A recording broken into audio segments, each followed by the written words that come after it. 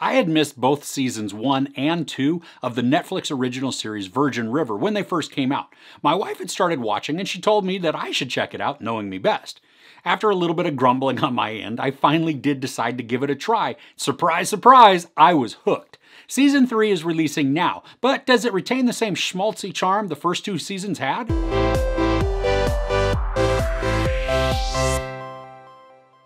The story of Virgin River continues as we learn the outcomes of Jack's shooting, with other highlights including a hurricane, a divorce, a new romance, and of course, all the small town drama the series is known for. There's a lot going on in this season, but because this is going to be a spoiler-free review, I'm going to keep certain aspects fairly vague for you. In the finale of Season 2, we see Jack get shot in his bar, and Season 3 picks up right after that. Now, the mystery of who shot Jack, while present, really does take a massive backseat in this season. And I figured since it was the cliffhanger of Season 2 that it would take some major focus, or at least an episode or two, but it doesn't. The mystery does come in and out mildly through the season, but I guess the show wanted to focus more on the aftermath and the rest of the town rather than diving headlong into that angle. Just like in previous seasons, the series is fairly predictable, but the charm of the characters keeps the show from being ruined by the obviousness. We watch some characters make very out-of-character decisions this time, which leads to some very predictable outcomes. It's not the outcomes that bothered me, but more so the deviation from such staunch character traits. One involves Mel and the other involves Preacher. Both acted against their set characters, and it didn't make sense to me. And I know why it happens from a story perspective, but from a narrative, it really does break form to have the characters make decisions that they do. I really like how the show can be very dramatic, but it doesn't sit in all that melancholy too long. There's comfort knowing that when some sort of disagreement or fight happens, that it's going to be resolved fairly quickly so we can move on with a more upbeat storyline. That also comes with having writers who craft every single line of dialogue. I mean, everybody is so understanding and takes the time to listen to each other when they're in a fight. It's really a great example of how we should conduct conversations, but it certainly doesn't ring true of most tense situations. And even when there are moments or even sequences of sadness, the show doesn't allow itself to dwell too long there and then moves along to something happier or humorous, all the while just feeling natural in its transition. There were a few times this season that got quite emotional too.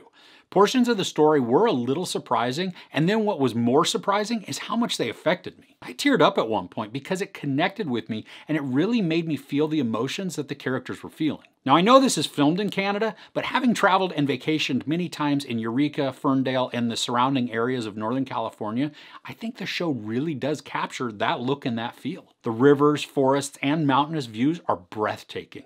And I think that's some of the charm of the show, to show us just the smaller town living.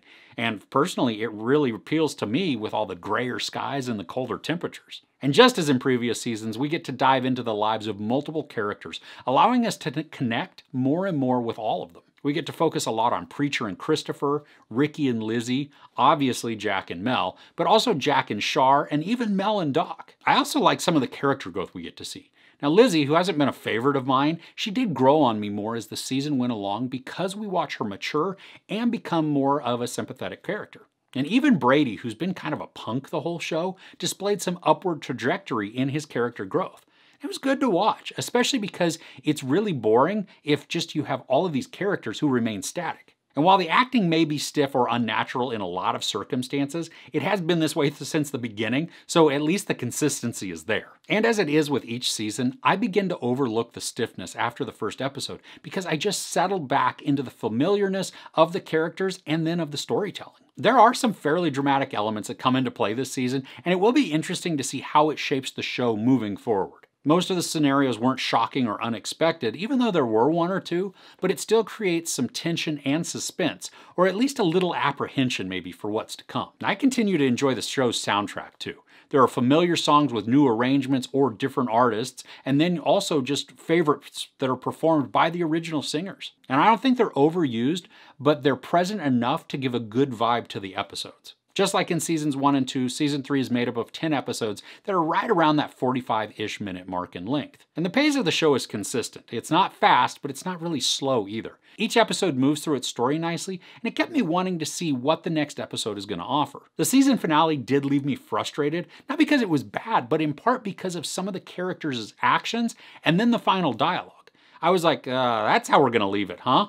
Alright, fine. Leave me hanging until season 4. So overall, I enjoyed this season. The storylines were compelling and exciting, allowing some deep emotion to enter the narrative. We get to watch some character growth, and despite a lot of predictability, the familiarness of the players and the situations were comforting and entertaining. There's sex, no nudity, some profanity, and some violence.